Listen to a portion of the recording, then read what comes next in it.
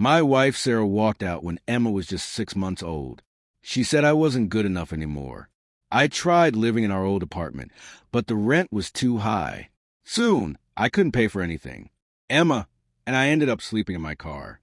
Then winter came, and the car broke down. We had nowhere to go except under the old train bridge downtown. That's when everything changed. A fancy black car stopped near us one snowy night. An old man in a nice coat got out and said words that made my heart stop. "I'm your grandfather, Marcus." But that was impossible. Dad always told me Grandpa died before I was born. My name is Marcus Chun, and I'm 29 years old. I used to work at a bookstore in Seattle. Life was simple, but happy until it all fell apart. Just 6 months ago, I had a small apartment, a loving wife named Sarah, and our baby Emma, who meant everything to me. Sarah worked as a nurse while I managed a bookstore. We weren't rich, but we were content. Every morning, I'd wake up early to feed Emma her bottle, while Sarah got ready for work. Our apartment was tiny, with creaky floors and old windows, but it was home. Emma's crib sat in the corner of our bedroom, and watching her sleep peacefully made all our struggles feel worth it. I'd spend my days at the bookstore, helping customers find perfect stories and organizing shelves. The pay wasn't much, but I loved being around books and quiet conversations. Every evening, I'd rush home to see Emma's bright smile and hear Sarah talk about her patients at the hospital. "How was your day, Marcus?" Sarah would ask as I walked through the door, Emma reaching for me from her high chair. Perfect now that I'm home, I'd always reply, kissing both of them. But slowly, things started changing. Sarah began staying late at work more often. She'd come home tired and distant, barely talking during dinner. Our conversations became shorter, and she'd spend hours on her phone instead of with us. "Who keeps texting you?" I'd ask gently, trying to understand why she seemed so far away. "Just work stuff," she'd mumble, quickly putting her phone face down. I trusted her completely because she was my wife and Emma's mother. I thought maybe she was just stressed from her job at the hospital. Some nights, when I came home from the bookstore, I'd find her staring out the window with a strange look in her eyes. Emma would be in her playpen, reaching for her mother, but Sarah seemed lost in thought. I'd pick up Emma and try to make Sarah laugh with silly faces, but her smiles felt forced. Deep down, something felt wrong, but I didn't want to believe it. Emma was my sunshine during those confusing times. At 6 months old, she had the biggest brown eyes and a giggle that could melt anyone's heart. Every time I held her, she'd grab my nose and babble happy sounds. "You're my little angel," I'd whisper as she played with my fingers during feeding time. She made me forget about the unpaid bills stacked on our kitchen table and Sarah's growing distance. When Emma smiled at me, nothing else mattered in the world. But then I started noticing Sarah acting strangely around our daughter too.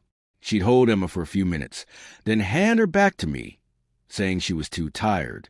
Sometimes I'd catch Sarah looking at Emma with sad eyes, like she was already saying goodbye.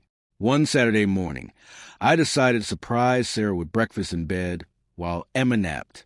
As I walked past our bedroom, I heard her whispering into her phone. "I can't keep pretending everything's okay," she said quietly. "When can we be together properly?" My heart dropped like a stone. I stood frozen outside the door, Emma sleeping peacefully in my arms. Who was she talking to? What did she mean by be together properly? I backed away slowly, my mind racing with terrible thoughts. That evening, when I asked about her day, Sarah couldn't look me in the eyes. "I just went shopping," she lied. But I hadn't seen any shopping bags, and her story felt hollow and fake. The truth came crashing down on a rainy Tuesday. Sarah was in the shower, and her phone buzzed on the kitchen counter. Emma was in her bouncy seat, playing with colorful toys. Without thinking, I glanced at the screen and saw a message that broke my heart into pieces. "Can't wait to start our new life together. Just tell Marcus already." The sender was someone named David. I sat down heavily, feeling sick to my stomach. When Sarah came out of the bathroom, she saw me holding her phone and turned pale as paper. "Marcus, I can explain," she started, but her voice shook with guilt. "Who is David?" I asked, trying to keep calm for Emma's sake. "And what new life?" Sarah sat across from me at our small kitchen table, tears streaming down her face. She told me about David, a doctor at her hospital who made her feel special and important. "He wants to marry me," she said without looking up. "He can give me a better life than this." She waved her hand around our modest apartment like it was a prison. "What about Emma?" I asked, my voice breaking.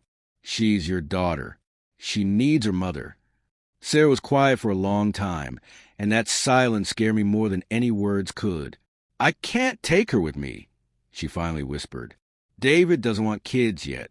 You keep Emma. You're better with her anyway." Those words hit me like a punch to the chest. The divorce papers arrived faster than I expected.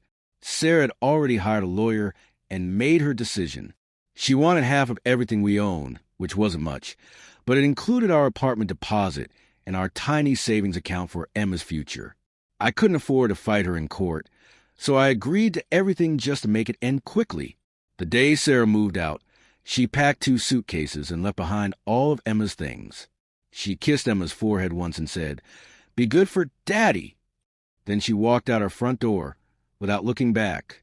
Emma reached for her mother as the door closed, not understanding why Mommy wasn't coming back.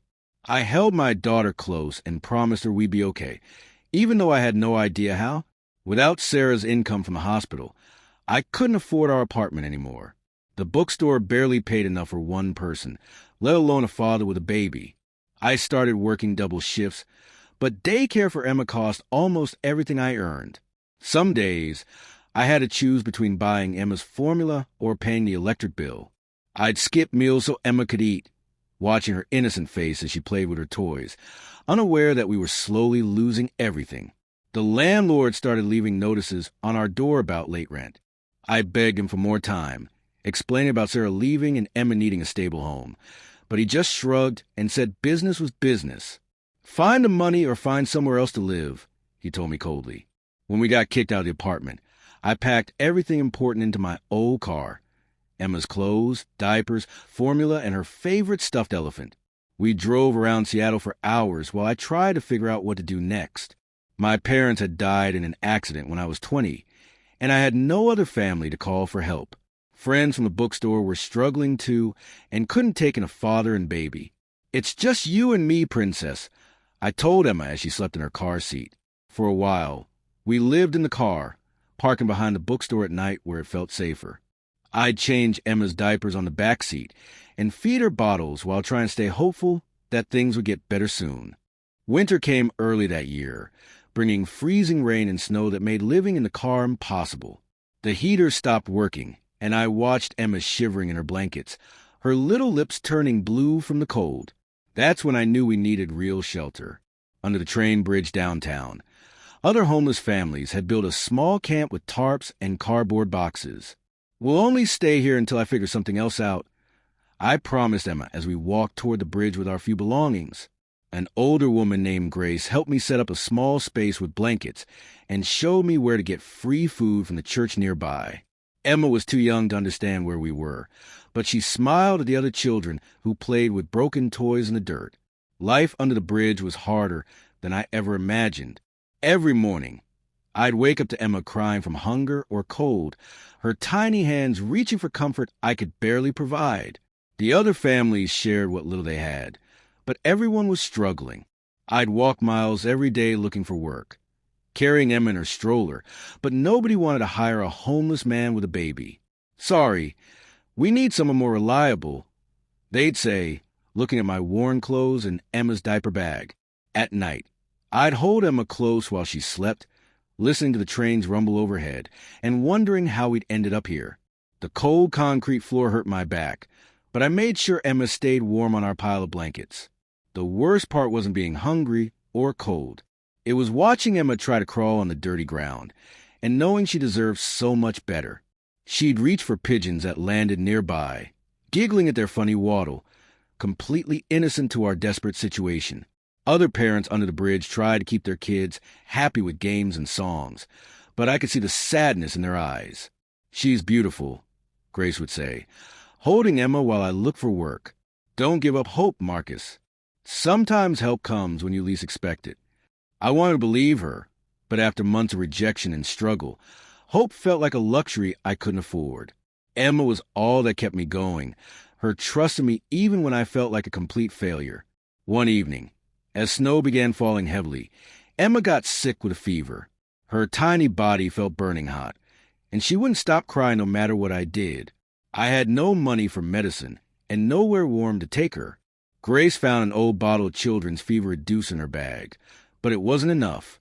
"She needs a doctor," Grace said, worry clear in her voice.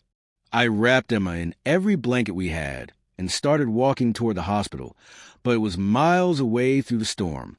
My feet went numb in my old shoes, and Emma's crying grew weaker, which scared me even more.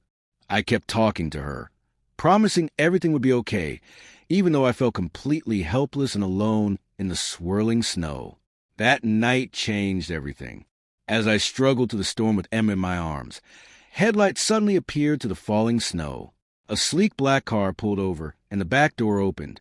An elderly man in an expensive coat stepped out, holding an umbrella. He looked at me with kind but sad eyes and said words that made me stop breathing. "Marcus, I'm your grandfather, Henry." I stared at him, thinking the cold had made me crazy. "That's impossible," I whispered, holding Emma tighter. "My grandfather died before I was born. My father told me so." The old man's face crumpled with pain.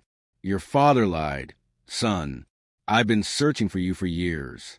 Please, let me help you and your daughter. She needs warmth and medicine right now." Henry gently took Emma from my frozen arms and helped us into his warm car. The interior smelled like leather and felt like heaven after months of cold nights. Emma stopped crying as soon as she felt the heat, and a doctor was waiting at Henry's mansion when we arrived. "Just a cold and exhaustion," the doctor said after examining Emma.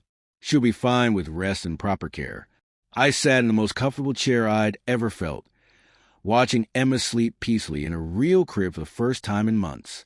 Henry brought me hot soup and warm clothes, treating us like precious family instead of the homeless strangers we appear to be. "I have so much to explain," he said gently. "But first, you both need to recover." The mansion felt like a palace, compared to life under the bridge. Emma had her own nursery with toys and clothes in every size.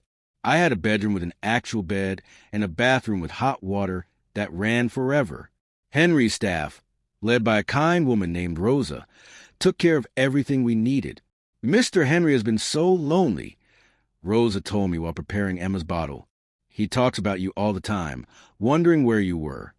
I couldn't understand how this could be real. For months, Emma and I had nothing, and now we were surrounded by more comfort than I'd ever imagined. But questions swirled in my mind like a storm. If Henry was my grandfather, why had my father lied about him being dead? What secret was so terrible that it required such a massive deception? Over the following weeks, Emma transformed from a sick, cold baby into a happy, healthy child. She learned to pull herself up in her crib and babble at the colorful mobile spinning above her head. Henry spent hours playing with her, his face lighting up with joy every time she smiled. "She has your mother's eyes," he told me one afternoon as we watched Emma play with blocks on a soft carpet. "Your mother was my daughter, Marcus. She died in that accident with your father when you were so young." I felt a pang of sadness mixed with confusion. My father had never mentioned that my mother was Henry's daughter. Why would he keep his own father-in-law away from me after such a tragedy? What could have happened to create such a deep divide between them? Henry was incredibly patient with my questions, but I could see pain in his eyes whenever I asked about my father. "There's a lot you don't know about your past," he said carefully. "Your father made choices that hurt many people, including you."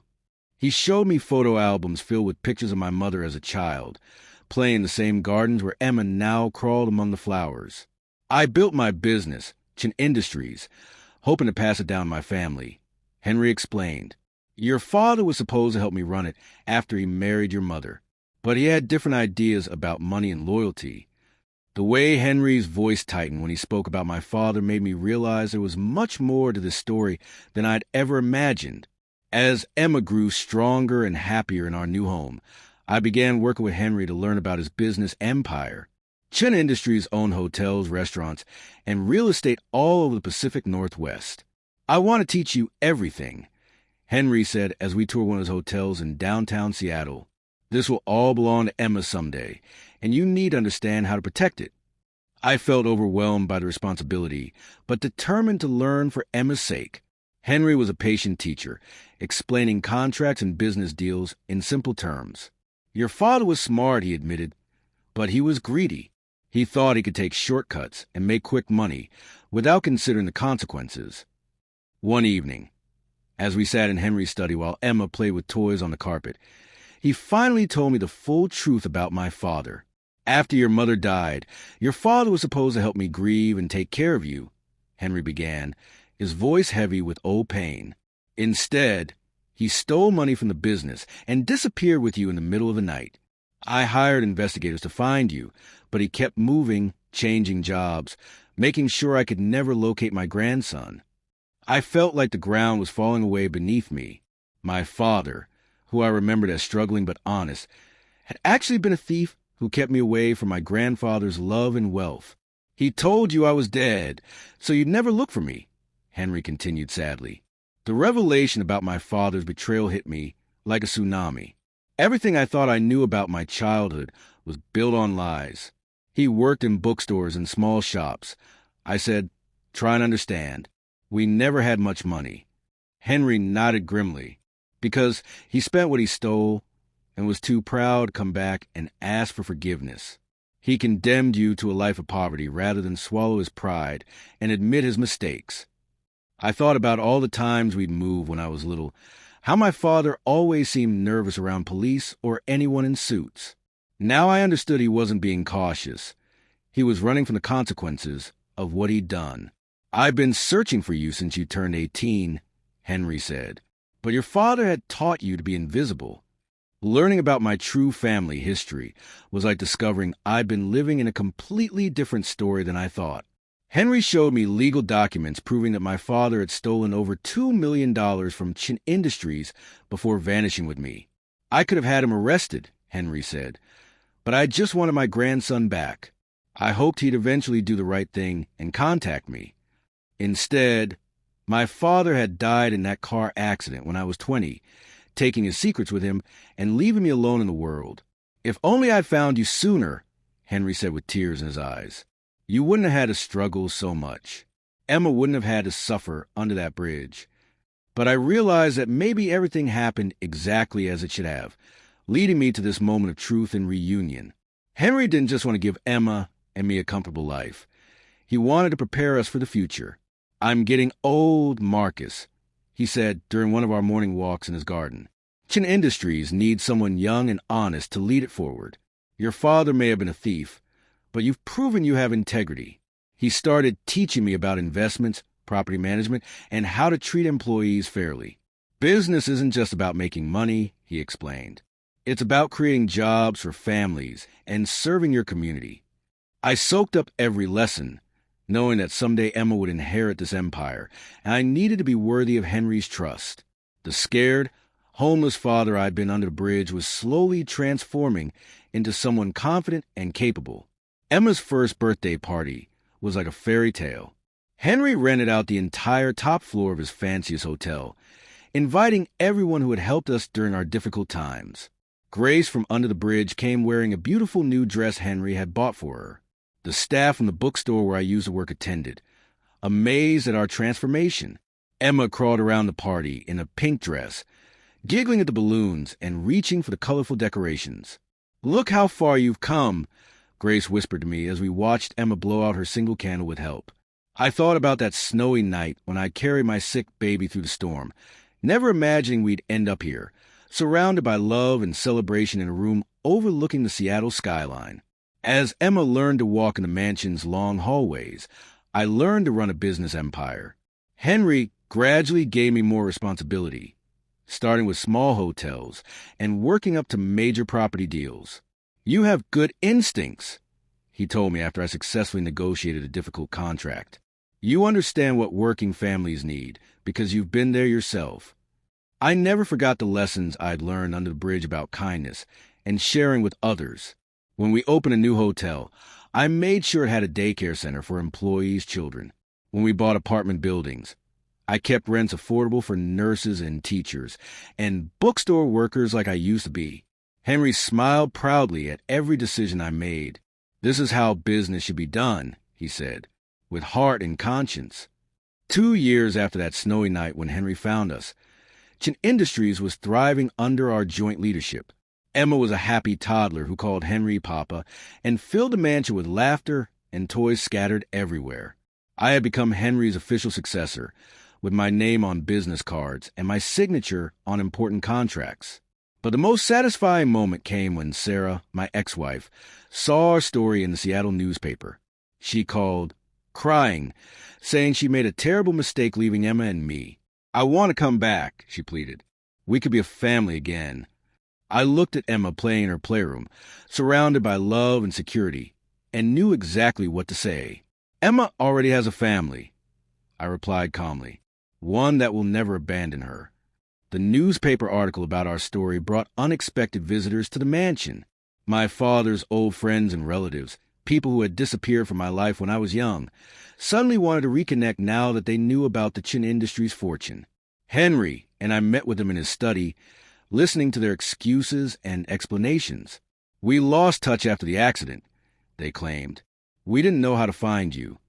But I remembered being a struggling single father with nowhere to turn, and none of these people had bothered to help when I really needed them.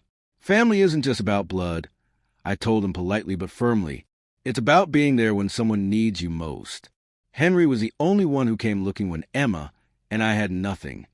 Henry's health began declining on Emma's second birthday.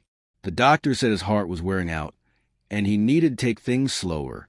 "I've lived long enough to see you succeed and watch Emma grow," he said from his hospital bed, holding her tiny hand as she babbled and played with his fingers. "That's more than I ever dared hope for when I was searching for you all those years." I spent every day at the hospital, bringing Emma to visit and handling business decisions that Henry was too weak to manage. "The company is in good hands," he whispered to me one afternoon. "You become the man I always hoped you'd be, despite everything your father put you through. Emma will be proud of the legacy you're building for her." When Henry passed away peacefully in his sleep, the reading of it was surprised no one who knew our story. He left everything to Emma and me: the mansion, Chin Industries bank accounts, and investments worth hundreds of millions of dollars. Henry made it clear that family is about love, not blood. The lawyer explained to a room full of distant relatives who had hoped for a piece of the fortune. Marcus and Emma were his chosen family, the ones who brought joy to his final years. I held Emma on my lap as she played with her stuffed elephant, the same toy she clutched during our nights under the bridge. From homeless and desperate to inheriting one of Seattle's largest business empires, our journey felt like an impossible dream, but it was real. Running Chin Industries as the sole owner was both exciting and terrifying. Emma was now 3 years old, full of energy and questions about everything. "Why do you go to work, Daddy?" she asked one morning as I straightened my tie in the mirror. "To help people have nice places to live and work," I explained, lifting her up so she could see herself in the mirror too. "Someday, this will all be yours to take care of." She giggled and hugged my neck tight. "Will you teach me like Papa Henry taught you?" "Every single day," I promised. Under my leadership, Chin Industries expanded into affordable housing projects and scholarship programs for kids who reminded me of myself, young people without family support who just needed someone to believe in them. The 5-year anniversary of that snowy night when Henry found us was marked by opening the Chin Family Community Center in downtown Seattle. The building stood just 6 blocks from where Emma and I had lived under the bridge, transformed from an abandoned warehouse into a place offering job training, childcare, and temporary housing for homeless families.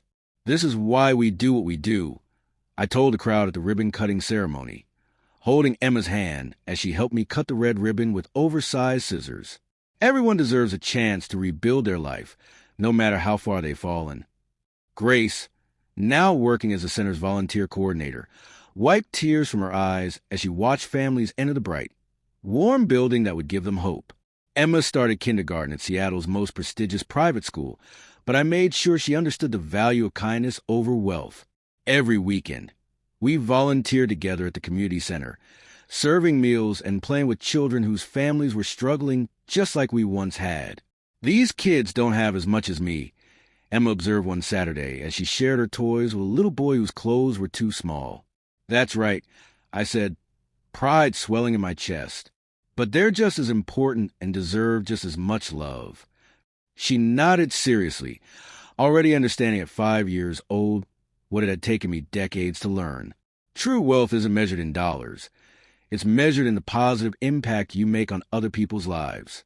When Sarah contacted me again on Emma's 5th birthday, asking to meet for coffee, I almost said no. But curiosity about her life and a desire to close that chapter forever made me agree. We met at a small cafe downtown, the same neighborhood where Emma and I had once searched trash cans for empty bottles to recycle for food money. Sarah looked older, tired, with sadness in her eyes that hadn't been there when she left us. "David and I got divorced," she said quietly. "He never wanted children, just like I thought. I realize now what I gave up when I left you and Emma." I listened without anger or satisfaction, just feeling sorry for the choices she'd made. "Emma is happy and loved," I said simply. "That's what matters most." Sarah asked if she could see Emma, just once, to apologize and explain why she'd left. Against my better judgment, I arranged a supervised meeting in the mansion's garden, where Emma was playing with her collection of toy horses. "Emma, this is Sarah," I said carefully. "She's someone who knew you when you were a baby." Emma looked up politely but without recognition, then returned to her toys. Sarah knelt down and tried to start conversation, but Emma was more interested in her horses than this strange woman. After an hour, Sarah stood up with tears in her eyes. "She doesn't need me," she said. "You've given her everything: love, security, confidence. I'm a stranger to my own daughter." It was sad but true. Emma had a complete, happy life without the mother who had abandoned her. As Emma grew older and started asking more questions about her mother, I decided to tell her the truth in age-appropriate ways. Sometimes people make mistakes when they're scared or confused. I explained one evening as we read bedtime stories in her room. "Your birth mother made a mistake when she left us, but it led us to Papa Henry and our family here."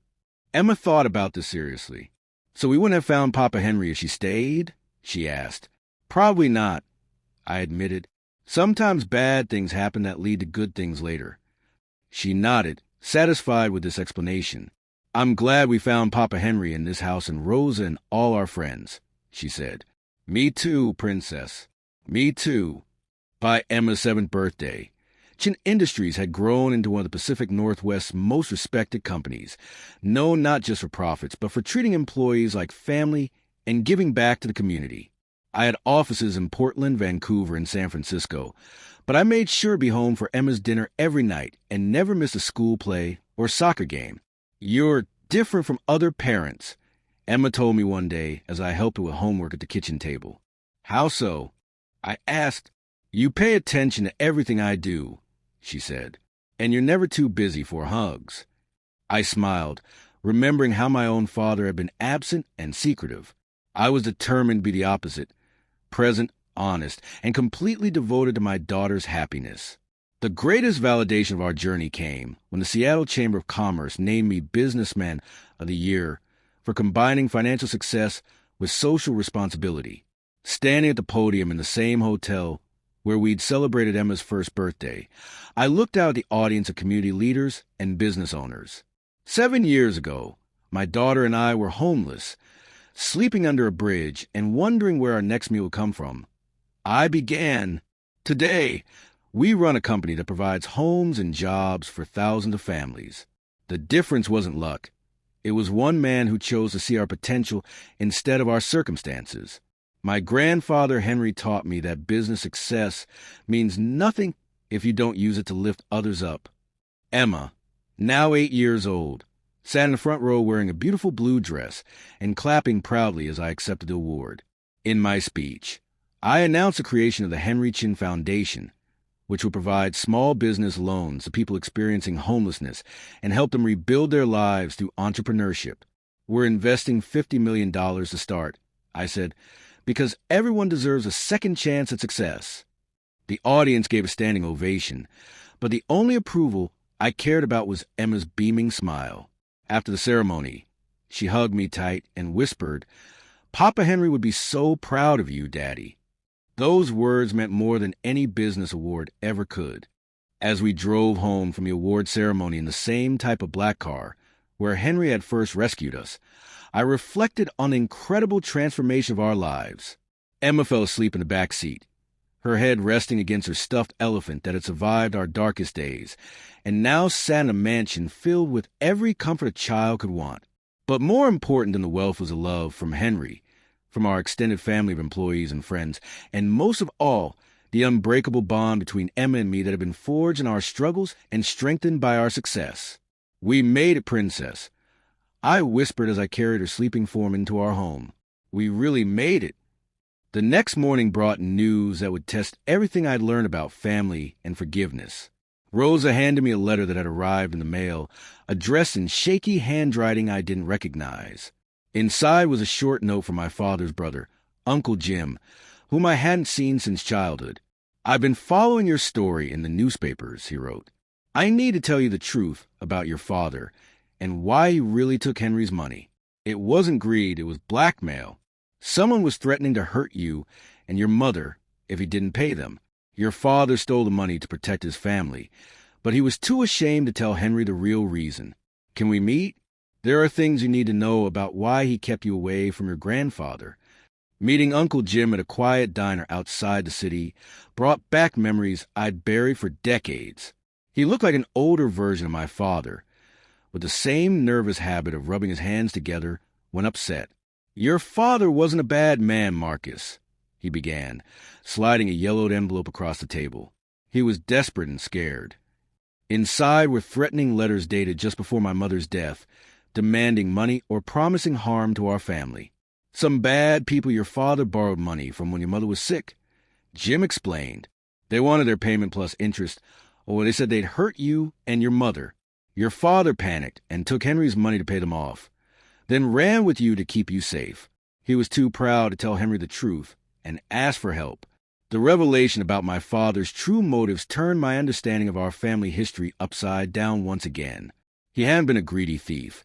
He'd been a desperate father trying to protect his family from dangerous people. Why didn't you tell me this before?" I asked Uncle Jim. "Your father made me promise to keep quiet," he replied. "He said if those people ever found out where he'd gone, they might come after you.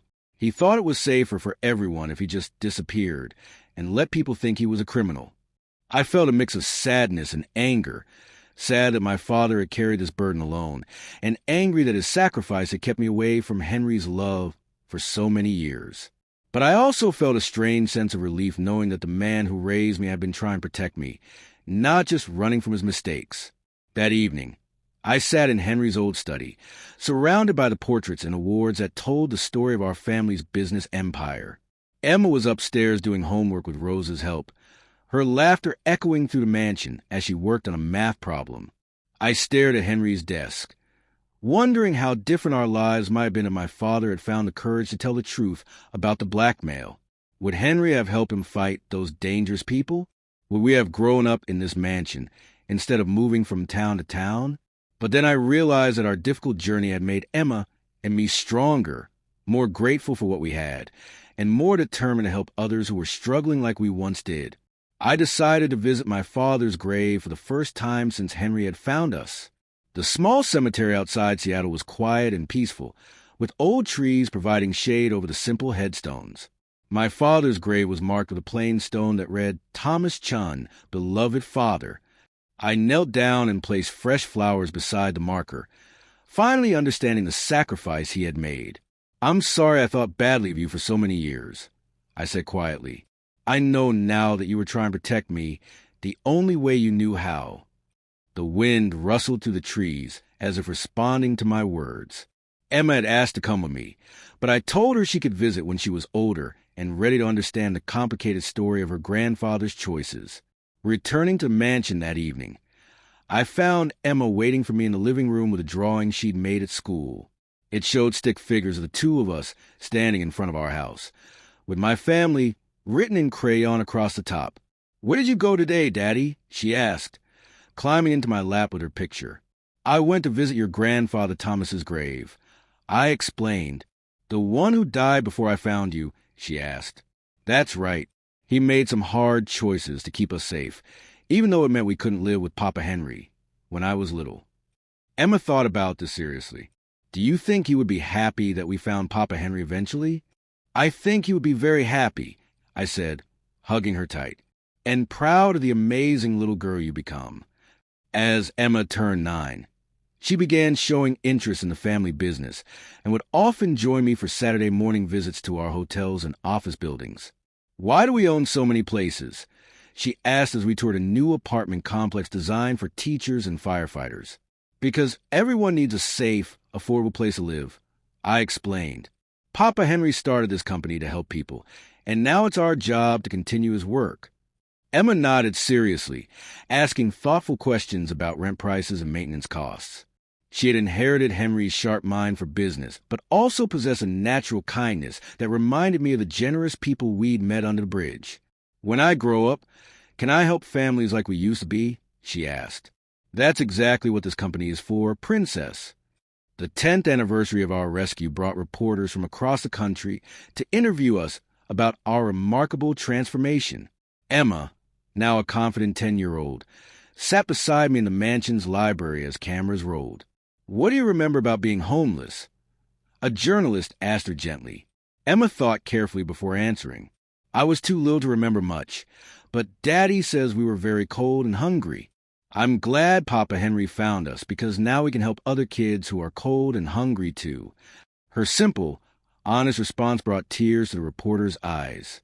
The resulting documentary, titled From Bridge to Boardroom, would inspire thousands of families facing their own struggles and raise millions for homeless shelters across the Pacific Northwest.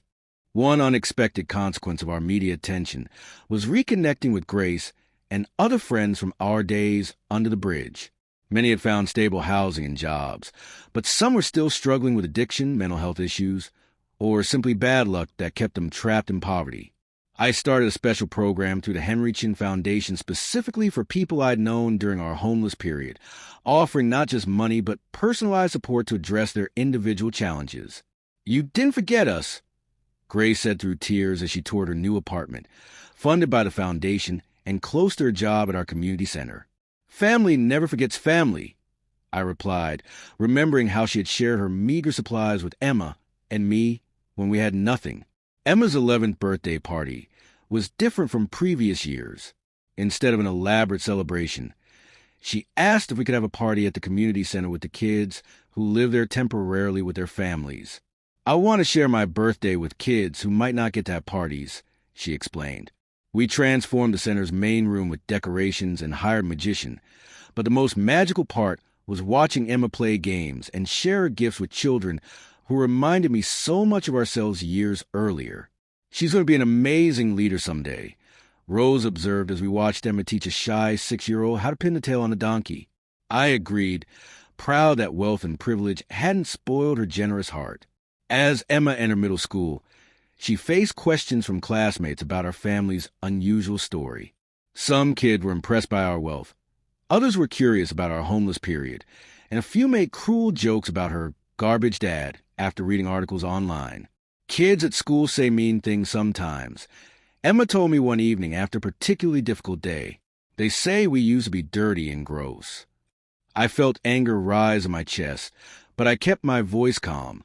People who make fun of others for being poor usually don't understand how quickly anyone's life can change, I said. The important thing is that you know who you are and where you came from. Our struggles made us stronger and more caring.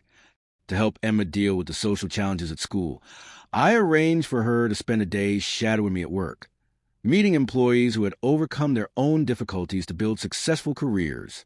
She interviewed Maria, our head of human resources, who had once been a single mother living in her car. She talked with James, our lead architect, who had aged out of foster care with no family support. Everyone has hard times, Emma observed afterward, but they all worked really hard to get better jobs. That's right, I said, and they all understand why our company tries to help people who are struggling, because they remember what it felt like to need help. These conversations gave Emma confidence to stand up to bullies and pride in our family's journey.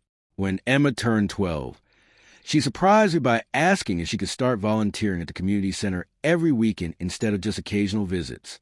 "I want to do more than just visit," she explained. "I want to actually help people like Grace helped us." I was incredibly proud, but also worried about her growing up too fast. We compromised on 2 Saturdays per month, where Emma would help with children's activities while I handled administrative tasks.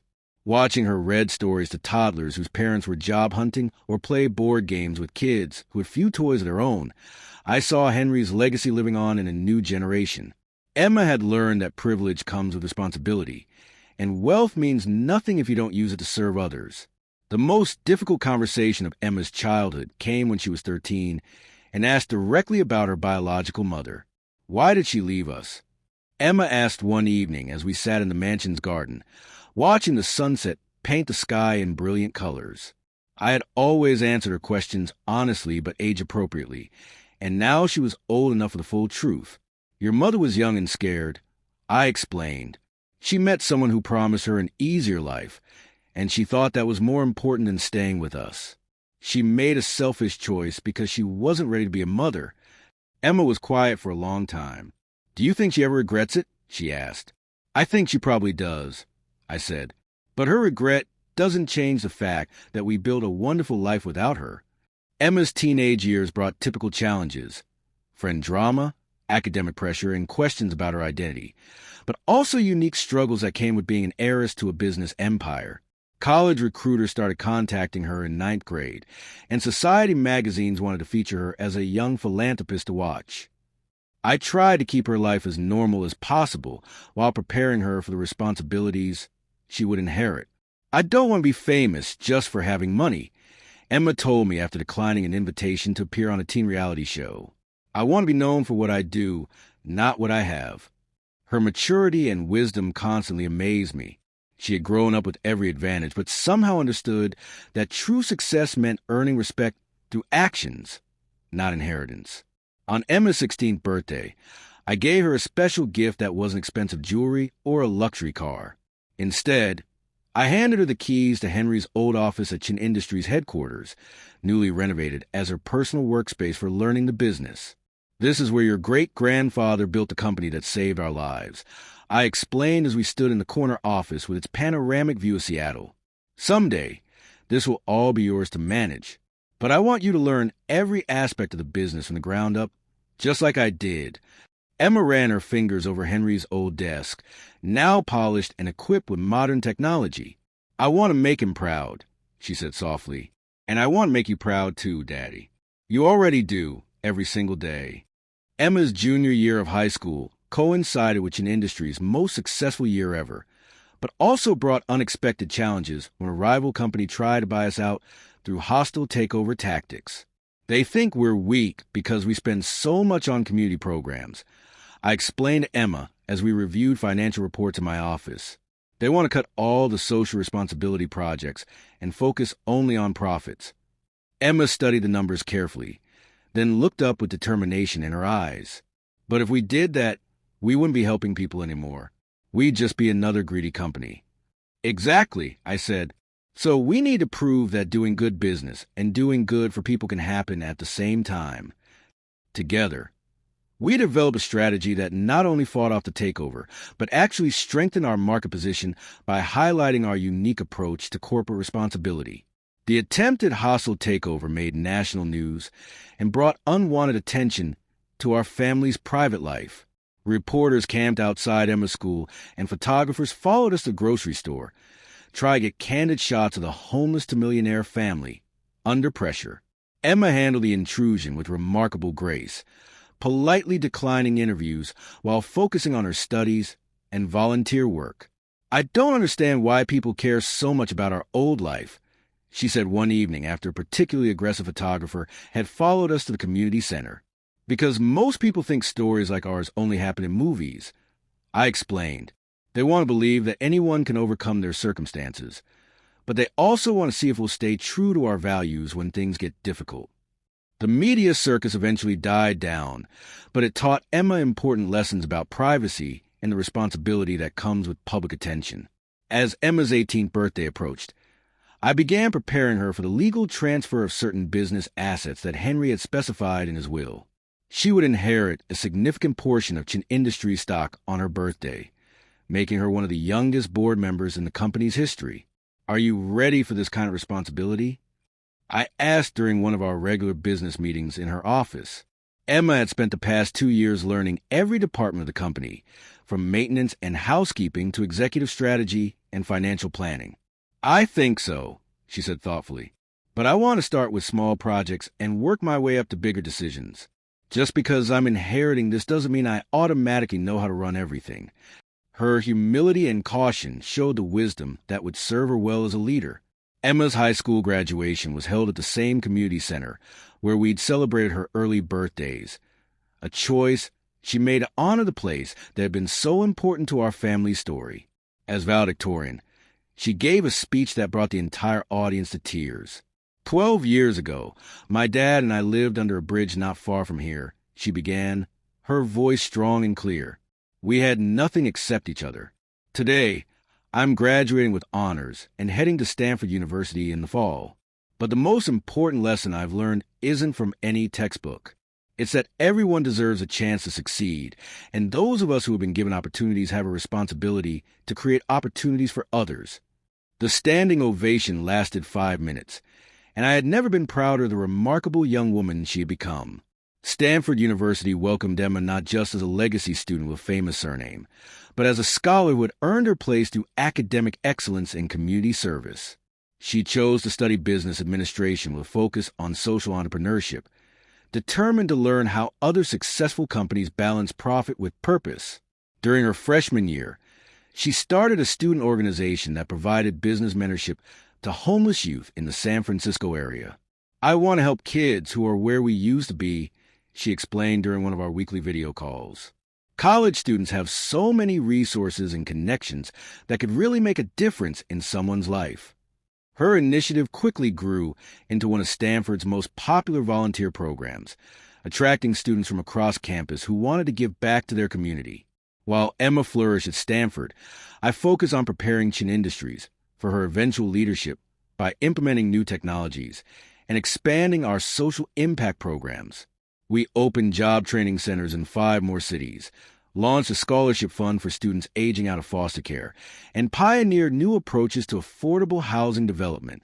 Every major decision was made with Emma's future leadership in mind. What kind of company did I want to leave her? What problem should we solve now versus later? You're building something amazing for Emma to inherit, our CFO mentioned during a quarterly review meeting. But more than that, you're showing her what principled leadership looks like in action. That observation meant more to me than any financial milestone we achieved. Emma's sophomore year at Stanford brought an unexpected challenge when Sarah, her biological mother, contacted me again after years of silence. She had seen Emma's graduation speech online and read about her college achievements in a magazine article. I know I have no right to ask, Sarah wrote in her letter, but I would like to meet Emma as an adult and apologize for the choices I made when she was young. I'm not asking for forgiveness or a relationship, just a chance to tell her I'm proud of the woman she's become. I shared the letter with Emma during one of our calls, letting her decide how to respond. After thinking about it for several weeks, Emma agreed to one meeting, not for Sarah's sake, but to close that chapter of her own story on her own terms. The meeting between Emma and Sarah took place at a neutral location, a quiet cafe near Stanford's campus, where Emma felt comfortable and in control. I accompanied Emma, but sat at a separate table, close enough to provide support if needed, but far enough away to give them privacy. Sarah looked older and tired, carrying the weight of years of regret in her eyes. "You're so beautiful and accomplished," Sarah said, tears streaming down her face as she looked at Emma. "I see your father in your eyes, but you're stronger than both of us ever were." Emma listened politely as Sarah apologized and explained her choices, but her response was measured and mature. "I appreciate you saying that," Emma said, "but I don't need an apology from you. I had a wonderful childhood with people who loved me. That's what matters." After the meeting with Sarah, Emma seemed more settled and confident in her identity. "I'm glad I met her," she told me as we walked around Stanford's campus later that day. "Not because I wanted a relationship with her, but because it helped me understand that her leaving wasn't about me being unlovable or not good enough. She left because she wasn't capable of being the mother I needed. But you gave me everything a child could want: love, stability, values, and opportunities. I never felt like I was missing anything important. Her words healed old wounds I didn't even realize I still carried. The scared single father who had once wondered if he could raise a daughter alone had somehow managed to give her everything she needed to become an extraordinary young woman. Emma's junior year at Stanford coincided with Chin Industries' 25th anniversary, a milestone that called for major celebration and reflection on how far we'd come since Henry first founded the company. Emma designed the anniversary gala as her senior project, turning it into a fundraising event that raised over $10 million for homeless services across the Pacific Northwest. "This isn't just about celebrating our success," she announced to a crowd of business leaders, politicians, and community activists who attended. "It's about recommitting to the values that make success meaningful. Every dollar raised tonight will go directly to programs that help families avoid the homelessness my father and I experienced. Because business success that doesn't improve lives is just empty numbers on a balance sheet." As Emma prepared for her final year at Stanford, we began having serious conversations about her role in Chin Industries after graduation. She had proven herself capable of handling complex projects and demonstrated the kind of principled leadership that Henry would have admired. "I don't want to be CEO right away," she said during one of our strategy sessions in her Stanford dorm room. "I want to work in every department for at least 6 months each, so I understand how the whole company operates from the perspective of regular employees, not just management." Her plan showed remarkable wisdom and humility. She could have demanded an executive position immediately upon graduation, but instead she chose the harder path of earning respect through experience and competence. The most meaningful moment of Emma's college years came during her senior thesis presentation, where she proposed a revolutionary new business model for socially responsible real estate development. Her idea combined affordable housing with job training, childcare, and small business incubation, creating self-sustaining communities rather than just places to live. "Traditional affordable housing often concentrates poverty without addressing its root causes," she explained to her professors and fellow students. "My model creates mixed-income communities where residents can build wealth, develop skills, and support each other's success. It's more than housing. It's community development that breaks cycles of poverty." The presentation earned her the highest honors in her program and caught the attention of urban planners across the country. Emma's graduation from Stanford was a celebration not just of her academic achievement, but of how far our entire family had traveled from those cold nights under the bridge. Henry's portrait hung in the place of honor at our graduation party, surrounded by photos documenting our journey, from homelessness to business success to Emma's academic excellence. "Papa Henry would be so proud," Rosa said, dabbing tears from her eyes as she looked at the photo display. Emma had grown from a sick baby I carried through snowstorms into a confident, educated young woman ready to take on the world. As I watched her accept congratulations from classmates and professors, I realized that our greatest accomplishment wasn't building a business empire. It was raising a daughter who understood that privilege comes with responsibility to serve others. Emma's first year working at Chin Industries was spent exactly as she'd planned, rotating through every department to learn the business from the ground up. She spent months in housekeeping, maintenance, customer service, accounting, and property management, insisting on being treated like any other entry-level employee. "The other workers respect her because she's not afraid to get her hands dirty," reported Janet, one of our hotel managers. "She cleaned bathrooms, carried luggage, and worked double shifts just like everyone else. When someone has a complaint about management policies, she listens carefully and takes notes." Emma's hands-on approach gave her insights into company operations that no MBA program could have taught her, and earned her credibility with employees who had initially been skeptical of the princess joining the workforce. By her second year with the company, Emma was ready to take on management responsibilities, starting with our community development division. Her first major project was implementing the housing model she designed for her senior thesis, transforming a neglected neighborhood in Tacoma into a thriving mixed-income community. "This is exactly what Papa Henry envisioned," I said as we toured the completed development, watching children play in safe playgrounds while their parents attended job training classes in the community center. Housing that doesn't just shelter people, but empowers them to build better lives. Emma had proven that idealistic academic theories could work in the real world when combined with practical business sense and genuine commitment to serving others. Emma's success with the Tacoma Project led to invitations to speak at urban planning conferences and business schools across the country. At 24, she was being recognized as an innovative leader in socially responsible development, but she never let the attention go to her head. "I'm just continuing work that was started by my great-grandfather and father," she would tell audiences. "The only thing that makes me different from other developers is that I remember what it feels like to need affordable housing because I've been homeless. That experience keeps me focused on what really matters, creating homes where families can thrive, not just survive."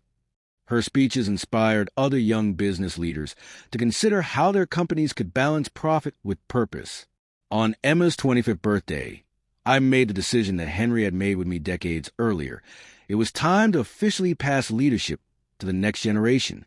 Chun Industries had grown into a multi-billion-dollar company under my guidance, but Emma's fresh ideas and passionate commitment to social justice were exactly what the company needed for its next phase of growth. "Are you sure you're ready for this?" I asked as we sat in Henry's old office, now permanently hers. "I'll still be here to advise you, but you'll be making the final decisions."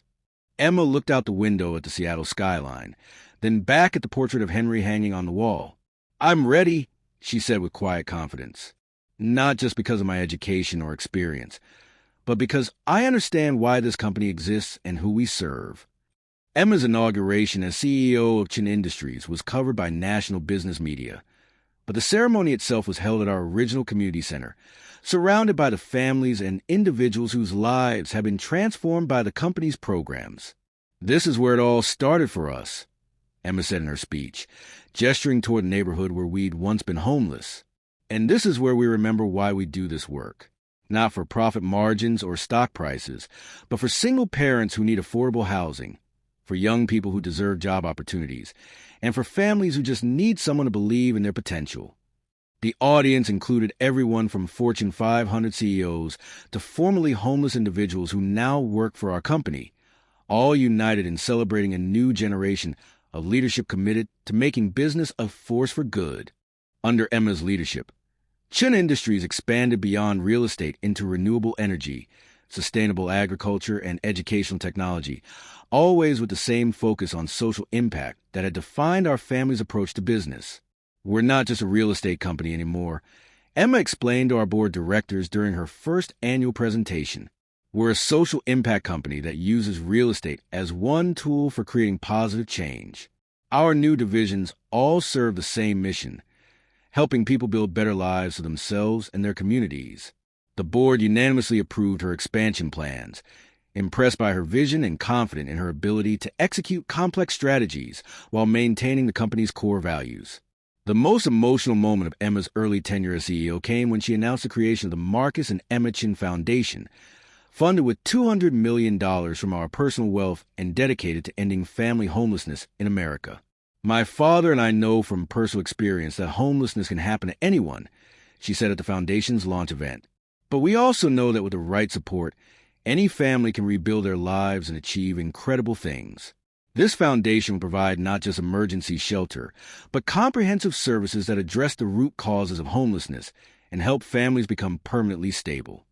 The foundation's innovative approach caught the attention of policymakers and philanthropists nationwide, establishing Emma as a leader in the fight against homelessness. 5 years into Emma's tenure as CEO, Chin Industries was recognized as one of America's most admired companies, not just for financial performance, but for social impact and employee satisfaction.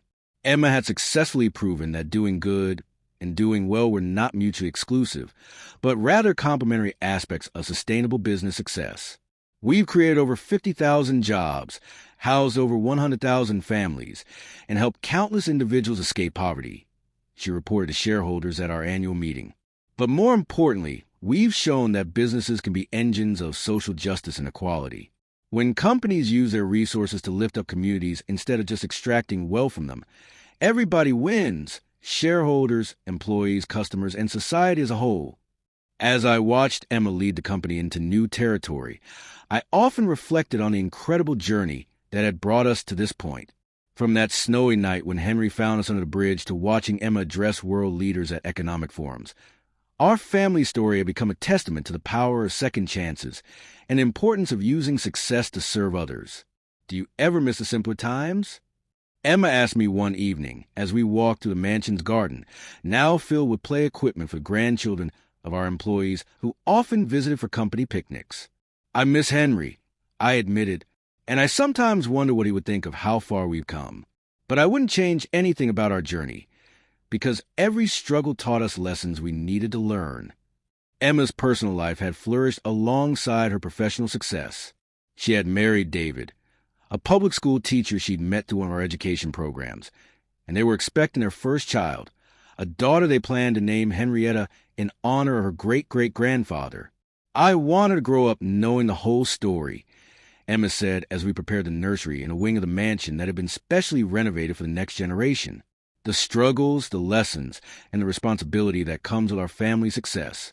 She'll never experience homelessness like we did, but I want her to understand that our wealth exists to serve others, not just ourselves. The cycle was beginning again, with new hopes and new responsibilities for the fourth generation of our family. The birth of little Henrietta brought joy and renewed purpose to our entire extended family. Emma took maternity leave but continued working part-time, determined to balance her roles as mother and CEO, just as she had seen me balance fatherhood with business responsibilities. "She's perfect," I said, holding my granddaughter for the first time in the same hospital where Emma had been treated for pneumonia all those years ago. The tiny baby looked up at me with curious eyes that reminded me of Henry's intelligence and Emma's compassion. "She'll never know what it's like to be cold or hungry or afraid," Emma said, "but we'll make sure she knows why that matters and what her responsibility is to children who aren't as fortunate." Our family story was continuing with new chapters of hope and possibility. As Henrietta grew from an infant into a toddler, the mansion filled with new sounds of laughter and play that reminded me of Emma's childhood after Henry had rescued us. But unlike Emma, who had memories of our struggles, Henrietta would grow up knowing only security and abundance. The challenge would be teaching her empathy and social responsibility without the hard lessons we learned through experience. Emma observed as we watched Henrietta play with toys in the same garden, where Emma had taken her first steps decades earlier. We'll have to be creative about helping her understand why our family's mission matters, even though she'll never experience the problems we're trying to solve. It was a good problem to have, but an important one to solve thoughtfully. My 70th birthday celebration was held at the Seattle Art Museum, which had named a wing in honor of the Chun family's contributions to the community. The guest list included everyone from tech billionaires to formerly homeless individuals who had found stable employment through our programs, reflecting the full spectrum of lives our family had touched over the years. 35 years ago, I was a desperate single father sleeping under a bridge with my baby daughter. I said in my speech to the assembled crowd, "Tonight, that daughter is the CEO of one of America's most successful companies, and her daughter will inherit a legacy of social responsibility that stretches back 4 generations." That transformation wasn't luck. It was a result of one man's decision to see our potential instead of our circumstances. The final major milestone of my active business career was the opening of the Henry Chin Institute for Social Entrepreneurship at the University of Washington. Funded by our family foundation and designed to train the next generation of business leaders who wanted to use commerce as a tool for social justice. Emma gave the keynote address at the Institute's dedication ceremony, speaking to an audience that included students, faculty, business leaders, and community activists. "My great-grandfather believed that business could be a force for good in the world," she said. "This institute will train leaders who understand that profit and purpose are not competing goals, but complementary aspects of sustainable success. We're not just teaching people how to make money. We're teaching them how to make a difference." As I entered my 70s and began transitioning to a more advisory role in the company, I spent increasing amounts of time with Henrietta, sharing stories about her great-great-grandfather Henry and the lessons our family had learned through our journey from poverty to prosperity. "Why do we help people?" Grandpa Marcus, she asked one afternoon as we visited one of our job training centers, watching her mother teach a class on small business management. "Because everyone deserves a chance to succeed," I explained, lifting her up so she could see over the crowd. And because we remember what it felt like when people helped us when we needed it most. Now it's our turn to help others. At 5 years old, Henrietta was already showing signs of the empathy and social consciousness that had defined our family's approach to business.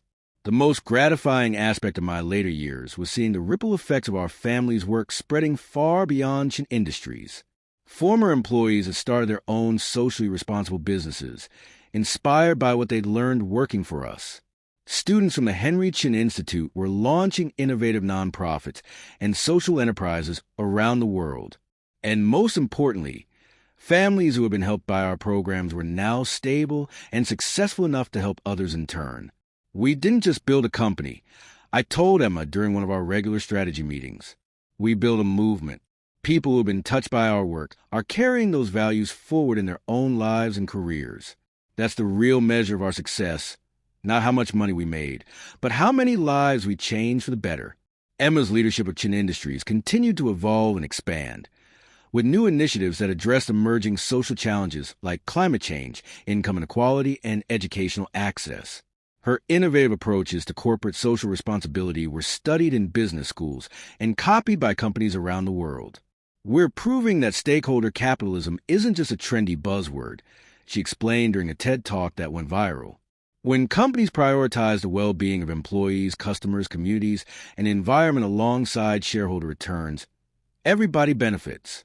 Sustainable prosperity requires sustainable practices, and sustainable practices require businesses that think beyond quarterly earnings to generational impact.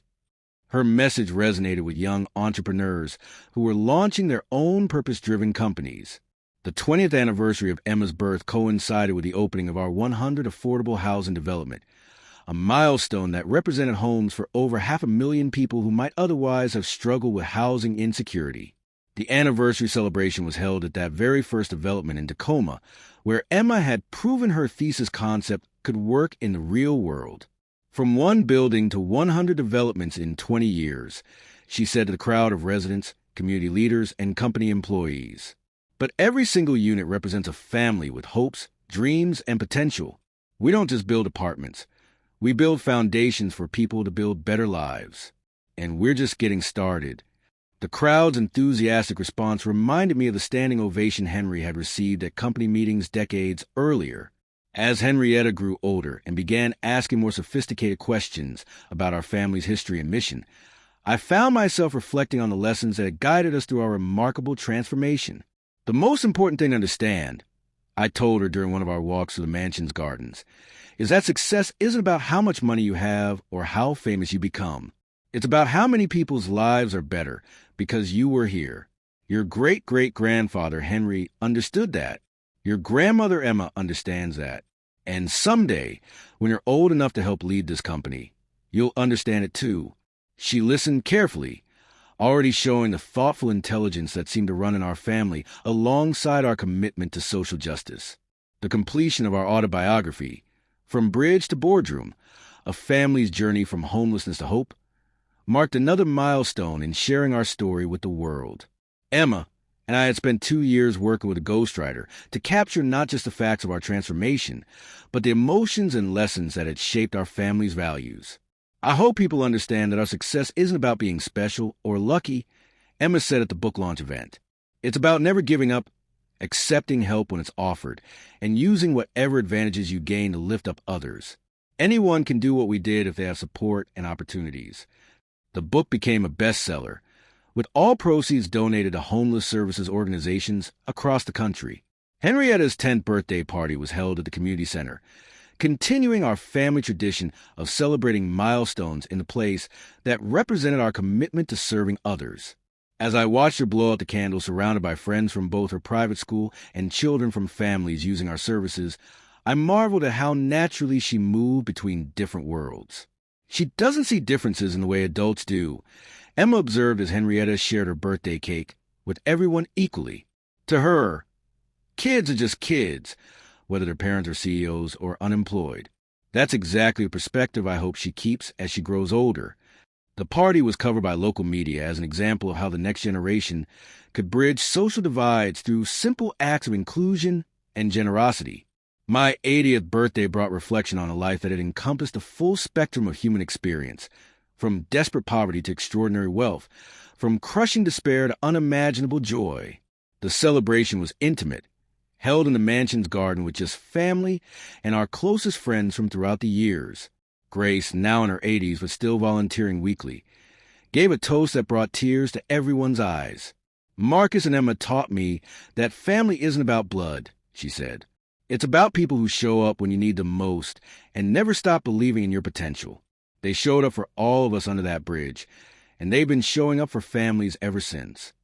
Her words reminded me that our greatest achievement wasn't building a business empire, but creating a chosen family bound by love and shared values. The final major project of my active involvement in Chin Industries was establishing the Marcus Chin Institute for Family Stability, a research center dedicated to studying and preventing family homelessness.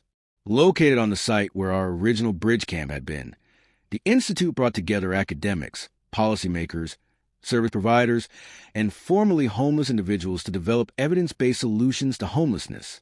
This is where our story began. I sat at the groundbreaking ceremony, standing on ground that had once been our desperate shelter and was now becoming a center of hope for other families. It's fitting that it's also where we're working to ensure no other family has to experience what Emma and I went through. The Institute's innovative research would influence homelessness policy across the nation. Emma's leadership continued to evolve as she entered her 40s, with Chin Industries now operating in 12 states and employing over 50,000 people. Her management philosophy, based on treating employees like family members rather than expendable resources, had created one of the most loyal and productive workforces in American business. People don't work for paychecks, she explained to a group of MBA students studying our company. They work for purpose, recognition, and the feeling that their contributions matter. When you create an environment where people feel valued and supported, they'll give you their best effort because they want to, not because they have to. Her approach was studied in business schools and implemented by companies around the world. Henrietta's 15th birthday marked her formal introduction to Chin Industries through a summer internship program that would give her the same ground-up experience that had shaped Emma's understanding of the business. I don't want special treatment just because I'm family, Henrietta insisted as she prepared for her first day working in housekeeping at one of our hotels. I want to earn respect the same way Mom and Grandpa Marcus did. Her attitude reminded me of Emma at the same age, determined, humble, and focused on proving herself through hard work rather than relying on inherited privilege. The cycle was continuing, with each generation learning the values that had made our family's success meaningful rather than just material. The opening of our 500 affordable housing development was celebrated with a national conference on housing policy, bringing together mayors, governors, and federal officials to study Chin Industries' model for creating sustainable, affordable communities. Emma's keynote address focused on the economic benefits of stable housing for entire regions. When families have secure, affordable homes, children do better in school, adults are more productive at work, and communities are safer and more prosperous, she explained to the audience of policymakers. Affordable housing isn't charity. It's economic development that benefits everyone. Her presentation led to new federal funding for affordable housing programs based on our successful model. The most profound moment of my later years came during a visit to the original bridge where Henry had found Emma and me almost 4 decades earlier. The area had been transformed into a small park with a memorial plaque honoring homeless individuals, but I could still remember exactly where our tent had stood during those desperate months. This is where everything changed, I told Henrietta as we stood on the spot where her great-great-grandfather had first appeared through the snow. Not because someone gave us money, but because someone saw our potential and gave us a chance to prove ourselves. She placed flowers at the memorial and asked thoughtful questions about what it felt like to be homeless, showing the empathy and curiosity that would serve her well as a future leader. Emma's 50th birthday celebration was held simultaneously in all 12 states where Chin Industries operated, with employees and community members gathering to honor not just her personal milestone, but the company's continued commitment to social responsibility. The coordinated events raised over $20 million for homeless services and showcased the positive impact our programs have made in communities across the country. 50 years ago, I was born into uncertainty, Emma said via video link to all the gatherings. But I was blessed with a father who never gave up and a great-grandfather who believed in second chances. Now it's my responsibility to create those same opportunities for the next generation of families who need help rebuilding their lives. The celebrations demonstrated how far our family's influence had spread. As I entered my mid-80s, I began spending most of my time mentoring young social entrepreneurs and writing my memoirs, sharing the lessons I'd learned over a lifetime of building businesses that served others. The secret to sustainable success, I wrote in the final chapter, is remembering that business is ultimately about relationships with employees, customers, communities, and future generations. When you prioritize those relationships over short-term profits, you create value that lasts much longer than any quarterly earnings report. My memoirs became required reading in several business schools, spreading our family philosophy to new generations of leaders who would face their own challenges in balancing profit with purpose. Henrietta's graduation from high school as valedictorian continued our family's tradition of academic excellence, but her speech focused less on personal achievement than on collective responsibility. My family's story taught me that success is meaningless unless it's shared, she told her graduating class. We all have advantages that others don't have, whether it's loving parents, good schools, or financial security. The question isn't whether we deserve these advantages, but what we're going to do with them to help others who weren't as fortunate. Her words echoed themes that had guided our family for generations, showing that our values were successfully passing to the next generation despite the privilege that could have easily corrupted them. The final major milestone in my life was seeing Henrietta accept admission to Harvard Business School, where she planned to study sustainable business practices and social entrepreneurship. I want to learn about new approaches to the problems our family has been working on for decades, she explained as we celebrated her acceptance. Technology and globalization are creating opportunities to help people in ways that weren't possible when you and Mom were starting out. I want to understand how to use these tools while maintaining the personal relationships and community focus that make our work meaningful. Her ambition showed that she understood both the legacy she was inheriting and the innovations needed to carry it forward. As I reflected on our incredible journey from that snowy night under the bridge to becoming one of America's most respected business families, I realized that our story had become larger than just personal transformation. We had proven that business could be a force for social justice, that wealth could be used to create opportunities rather than just accumulate assets, and that every family deserves a chance to succeed regardless of their starting circumstances. We didn't just escape poverty. I wrote in my final journal entry, we use our escape to build ladders for others to climb. That's what Henry taught us, what Emma perfected, and what Henrietta will carry forward. The bridge was just the beginning. The real story is what we built after we crossed it. Emma's 60th birthday marked her transition from active CEO to chairman emeritus of Chin Industries, passing day-to-day operations to a carefully selected team while maintaining oversight of the company's social mission. Henrietta, now 30 and fresh from completing her MBA and several years of management experience, was named to board directors but would continue learning the business from multiple perspectives before assuming leadership. Each generation is built on what came before, while adapting to new challenges, Emma said at the succession ceremony. I'm confident that Henrietta and her team will continue our family's mission while finding innovative ways to serve families and communities in a changing world. The transition represented not an ending, but a new chapter in our continuing story. The dedication of the Marcus Chun Memorial Library at the University of Washington, funded posthumously through my estate, provided a final opportunity for our family to reflect on the values that had guided us through our remarkable transformation. The library specialized in social entrepreneurship and community development, ensuring that future students would have access to resources for creating businesses that serve others. Grandpa Marcus always said that education was the key to breaking cycles of poverty, Henrietta said at the dedication ceremony. This library will help thousands of students learn how to build businesses that create jobs, provide housing, and strengthen communities. It's a perfect tribute to his belief that success should be shared. The library would continue our family's educational mission long after we were gone. As I prepare to close this chapter of our family story, I wanted to leave one final message for anyone who might find themselves in circumstances similar to where Emma and I started. Homelessness, poverty, and desperation are not permanent conditions. I would tell them, They are temporary challenges that can be overcome with persistence, support, and hope. Look for the people who see your potential instead of your problems. Accept help when it's offered, but use the help to build something larger than yourself. And most importantly, never forget where you came from, because that memory will guide you in using your success to help others who are still climbing their own bridges to better lives. Our story proved that anyone can transform their circumstances if they never stop believing in the possibility of change. The final entry in our family chronicle came on a quiet Sunday evening, as 4 generations gathered in the mansion's garden for our traditional weekly dinner. Henrietta's own daughter, little Emma Rose, played on the same swing set where her grandmother had once played as a child rescued from homelessness.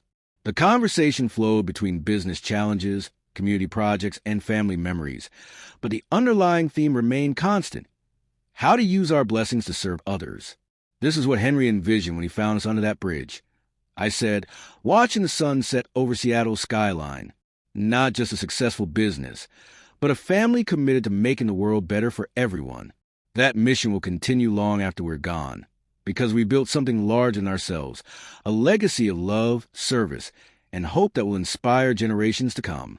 Our bridge had become a foundation for countless others to build their dreams upon.